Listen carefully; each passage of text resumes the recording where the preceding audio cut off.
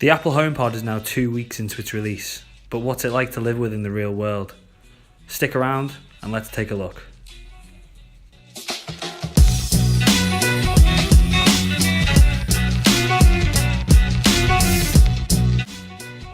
What's up guys, this is Nick from That Tech Thing, and today I'm going to be looking at the good points and bad points of the Apple HomePod after living with it for 2 weeks.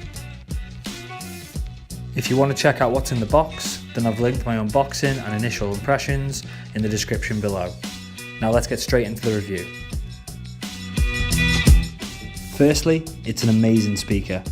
After a week of having this alongside the latest Amazon Echo, you really can tell the difference in quality and the reason for the higher price tag. It provides a deep, immersive sound no matter where in the room you place it. This is down to its ability to analyse the room's acoustics and adjust the sound output based on its location. The HomePod itself contains a high exertion woofer and 7 separate tweeters, each with its own transducer and amp.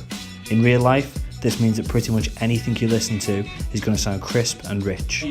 The power out of this thing is also outstanding, so much so that you can actually see my camera shaking when I play it at 100% volume. I know what you're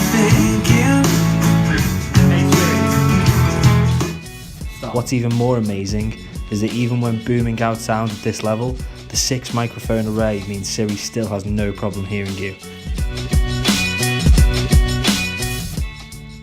Setting this thing up is a piece of cake. You simply switch it on and hold your iOS device near it to start the setup. You'll be offered a few setup screens, and it'll also try and sell you an Apple Music subscription if you don't already have one. In general though, it's extremely hassle-free and should only take you around a minute. One thing to bear in mind though is whether to allow the permission to access phone calls and messages. Siri can't yet differentiate between users. Allowing this access will mean anyone using Siri through the HomePod will be able to listen to potentially private information.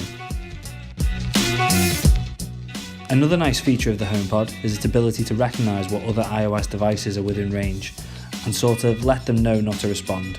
For instance, if you've got your iPhone nearby and you say, "Hey Siri" to the HomePod, your iPhone will kind of back down and let the HomePod handle it. However, this feature does lead us nicely into the negatives that I've found with the HomePod over the first couple of weeks. The first issue is that this feature doesn't always work as it should. I found that if you're not talking in the direction of the HomePod itself and the iPhone is closer than the HomePod, then the HomePod will actually back down to the phone instead. It is a minor complaint, but it can get annoying at times when you're trying to speak to the HomePod. As annoying as this can be, it's by no means the HomePod's biggest flaw. The main issue that I found with the HomePod is that even though it's a fantastic speaker, it doesn't really do much else. Basically, if you wanted to do something that Apple can't sell you a solution for, then Siri really doesn't want to know. Some of the things I use my Echo for instance, is listening to the radio, ordering Ubers, and even sometimes getting some cooking instructions. However, with the HomePod, you'll just get this. "Hey Siri, play some music from Spotify." I can't play from Spotify. "Play BBC Radio 1. Sorry, I couldn't find BBC Radio 1 in your music. Order me an Uber. I can't help with rides here. How do I make chocolate chip cookies?" I can't find the answer to that on HomePod. Uh-oh, something's wrong. Please try again. My final pet peeve with the HomePod has to be the price. Yes, it's fantastic at what it does do, but at £320 or $350, it just doesn't seem worth it to me.